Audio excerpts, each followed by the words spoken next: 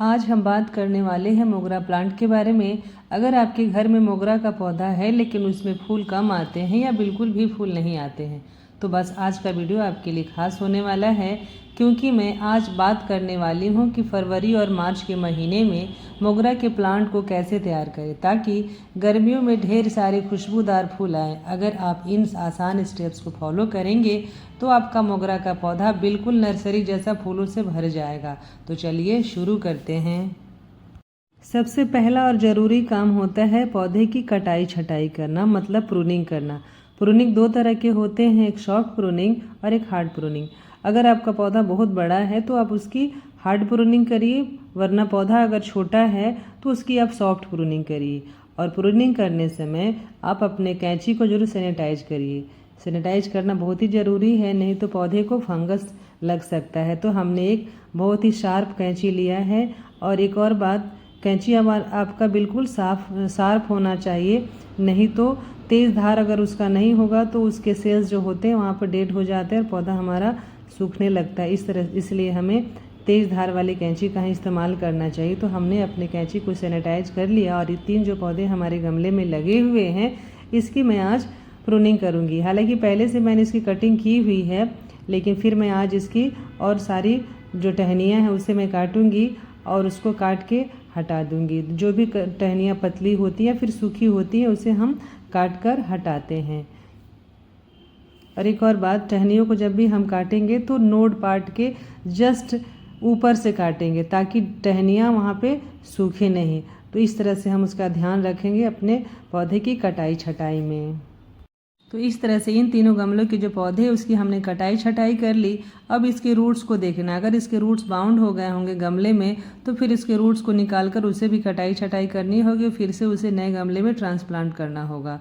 तो इस पौधे को मैं निकाल कर चेक कर रही हूँ कि इसकी क्या स्थिति है। ये पौधा हमारा 2-3 साल पहले का ही है जो इस गमले में लगा हुआ है। फिर मैं इसे पलट के देख रही हूँ कि इसके रूट्स कैसे हैं। इसको रूट्स मैंने देखा तो बाहर आ गए, फिर मैं इसे बाहर निकाल रही हूँ। देखिए इसके रूट किस तरह से बाउंड हो गए हैं।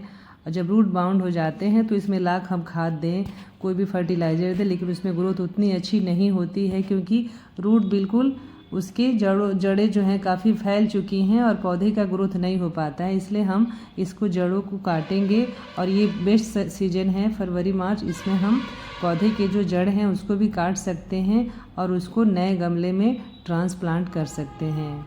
तो इस तरह से हमने इसे गमले से बाहर निकाल लिया और इसे मैं तेज़ धार से वाले हथियार से इसे काट रही हूँ ताकि इसकी जड़ें जो हैं कट जाए। इससे पौधे को कोई नुकसान नहीं होगा और पौधा हमारा जब नए गमले में ट्रांसप्लांट करेंगे तो काफ़ी अच्छी तरह से ग्रो भी करेगा और उसमें नए नए पत्तियाँ आएंगी, कलर्स आएंगे और नए टहनियाँ बनेंगी और फूलों की संख्या भी इसमें ज़्यादा बनेगी। तो इस तरह से हमने क्या किया है, जड़ों की भी कटाई छटाई कर दी है। तो ये फरवरी और जो मार्च का महीना होता है, इस महीने में हम अपने पौधे को ऊपर से काट सकते हैं, यानी कि तना को भी काट सकते हैं और जड़ों को भी काट के नए गमले में ट्रांसप्लांट कर सकते हैं। तो ये सीजन पौधे की ग्रोथ के लिए काफ़ी अच्छा होता है। तो अब उस मिट्टी को हम जो गमले से निकाला था उसे हमने हटा दिया और उसको हमने सूखने के लिए डाल दिया है। उस मिट्टी को भी इस गमले में नहीं डालेंगे। फिर हमने एक पत्थर डाल दिया, जो गमले का टूटा हुआ पार्ट था वो भी उल्टा करके डाला। फिर उसके बाद हमने इसमें घास डाल दिया। घास डालना ज़रूरी है, सूखे पत्ते को डालते हैं ताकि पौधे के जो जड़ें हैं उसको नमी मिलेगी और इस गमले में खाद भी बनकर तैयार होगा जो कि ठंडक देने वाली खाद होती है। तो इस दोनों गमले में हमने खाद के रूप पहले क्या किया है, घास भर लिया। सूखे हुए घास हमारे थे, आप चाहें तो गत्ता वगैरह भी भर सकते हैं। उसके ऊपर हमने मिट्टी को डाल दिया है। तो मिट्टी डालने के बाद इसमें मैं फिर उस पौधे को डालूंगी जिसकी हमने कटिंग की है। अब इस गमले में उस पौधे को हम डाल कर देख लेते हैं कि 1 से 1.5 इंच हमारा पौधे का खाली होना चाहिए गमले में ताकि हम पानी दे सके। तो इसमें थोड़ी सी मिट्टी अभी और डालना है। मिट्टी में हमने पहले से ही वर्मी कंपोस्ट, नीम की खली, राख और फंगीसाइड मिला के रखा हुआ है और इस तरह से पौधे को हम डालते हैं और उसके बाद उसमें उस मिट्टी से उसको फिल करते हैं और साइड साइड से जितने भी होल्स हैं उसे हम मिट्टी से अच्छी तरह से कवर कर देते हैं। हल्के हल्के हाथों से मिट्टी को अंदर दबाते हैं ताकि इसमें कोई भी स्पेस बाकी ना रहे फोर्स से नहीं बल्कि हल्के हल्के हाथों से इसे हम मिट्टी को दबाते हैं ताकि अच्छी तरह से पौधा जो हमारा है गमले में सेट कर जाए और उसमें एयर गैप नहीं रहे। गमले की जो मिट्टी है बाकी है उसको हम हल्के हल्के हाथों से उसे दबा के अंदर तक पुश करते हैं ताकि जो भी एयर गैप है, जो भी खाली है गमले का पोर्शन, उसे हम मिट्टी से भर देते हैं ताकि पौधे की जो जड़ें हैं अच्छी तरह से सेट कर जाए और पौधा हमारा हिल डोल नहीं कर सके।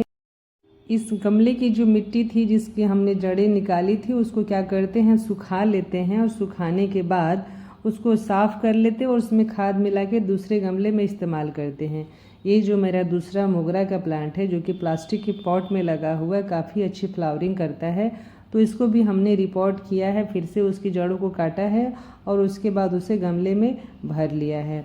मोगरा के प्लांट को कम से कम 5 से 6 घंटा की धूप चाहिए तभी अच्छी फ्लावरिंग कर सकता है, नहीं तो पौधे में क्या होगा, अधिक से अधिक पत्तियाँ आएंगी और फूल नहीं खिलेंगे। इसलिए इसे सनलाइट देना बहुत ज़रूरी है। इस सीज़न में मतलब फरवरी मार्च के महीने में जो कि गर्मियों की शुरुआत होती है और जाड़े का लगभग अंत हो चुका होता है, तो इस समय हमें पौधे की थोड़ा स्पेशल केयर की ज़रूरत होती है क्योंकि इस समय पौधे में नई नई ग्रोथ है, हर पौधे में नई ग्रोथ होती है, तो उसको उसके रिक्वायरमेंट के हिसाब से हमें इन्वायरमेंट देना होता है। जैसे मोगरा के पौधे को अधिक धूप चाहिए तो इसके गमले को हम ऐसी जगह रखेंगे जहां उसे 5 से 6 घंटा की धूप मिले तभी इसमें अच्छी फ्लावरिंग हो सकेगी। अगर इसे हम धूप में नहीं रखेंगे तो फ्लावर्स तो कम बनेंगे ही, साथ साथ पौधा भी हमारा कमज़ोर हो जाएगा, तो इसका भी हमें विशेष ख्याल रखना होता है। तो इस तरह से हमने पौधे को रिपोर्ट कर दिया है। अब इसमें हम डालते हैं पानी, तो इसमें हमने पानी डाल दिया और पानी हम तब तक देंगे जब तक कि गमले के जो होल्स हैं, छिद्र हैं, उससे पानी बाहर नहीं निकल जाए। तो इस तरह से हम गमले को अच्छी तरह से पानी दे देते हैं और इसको छांव में ही रखते हैं क्योंकि हमने इसकी सॉफ्ट प्रूनिंग और हार्ड प्रूनिंग दोनों की हुई है और इसकी जड़ों को भी काटा है, नए गमले में ट्रांसप्लांट भी किया है, तो इसलिए इसे अभी हम छांव में ही रखेंगे जहां सुबह और शाम की 1-2 घंटा की धूप मिल जाए। उसके 6-7 दिन बाद इस पौधे को हम उसको धूप में रखेंगे। तो इस तरह से गर्मियों के लिए आप अपने मोगरा प्लांट को तैयार कर सकते हैं। और एक बात और कि अगर इसके फूल आ जाएं और सूख जाएं तो उसे तुरंत हटा लें और उसके बाद उस टहनी को थोड़ी सी कटिंग कर दें। कटाई छटाई के बाद उसमें और ज़्यादा फ्लावर्स आते हैं। तो इस तरह से आप अपने मोगरा के प्लांट को तैयार कर सकते हैं और उसमें कम से कम महीने में एक बार कोई भी खाद ज़रूर दे, चाहे वो वर्मी कंपोस्ट हो या फिर काऊ डंग कंपोस्ट, इसका इस्तेमाल ज़रूर करेंगे। और उसमें कीड़े लगते हैं तो नीम ऑयल का स्प्रे ज़रूर करें। तो ये थी मोगरा प्लांट की संपूर्ण जानकारी। अगर वीडियो पसंद आया है तो लाइक करें, चैनल को सब्सक्राइब करें और इसी तरह के गार्डनिंग टिप्स वाले वीडियो के लिए हमारे साथ जुड़े रहें। तो फिर मिलते हैं अगले वीडियो में, तब तक के लिए हैप्पी गार्डनिंग।